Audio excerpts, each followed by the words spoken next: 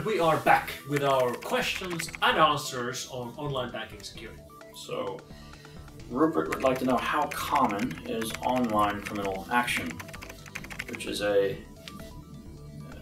how much unknown activity is going on in the world, because it's an underground economy, and therefore it's actually impossible to answer the question in its full extent. The question, how common is it? I believe nowadays almost everyone knows someone who's had a problem with their online payments, with their with their credit card, or with their online bank. I personally have had 6-7 years ago my credit card stolen online, the MasterCard, which was stolen during one of the large middleman merchant breaches, which is one of those breaches where the customer can't do anything about it. But it wasn't the store that used the card. Sony case. Something like that. So there's a lot of people affected in that. So it can happen to anybody. If it can happen to me, it can happen to anybody. It's not uncommon.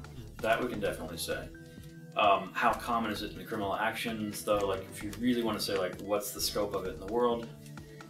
We can only have circumstantial evidence from busts that occur. And we mentioned earlier in a different question, FBI stats from 2010 following like one gang where they had 390 cases and 70 million in actual losses. With banking Trojans. Banking Trojans, right. But that's then, like, I had a friend who's married to a DEA agent, and I asked him in Hawaii, like, what are you dealing with? And he was, as a federal agent, being invited in by local authorities to look at meth labs, and so he wouldn't be able to tell me about cocaine dealers or Mexican drug cartels and marijuana.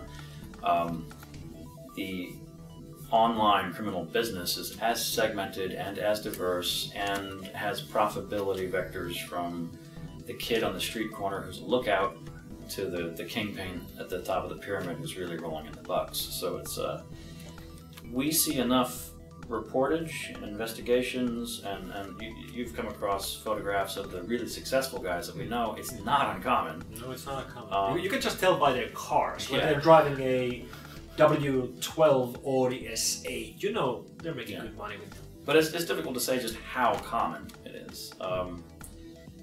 There are some cases, I was talking to somebody recently about doing legitimate business in Russia, for example, and then you kind of look at the illegitimate business that we see examples of out of Russia, and you think, actually, that does have some appeal to it, because in some cases, when you're a legitimate businessman, everything might just be taken away, and you're thrown in jail because the government decided maybe you weren't, like, acting in the best interests of somebody, and so, of course, you want to go underground and run malware rings, and it's safer that way.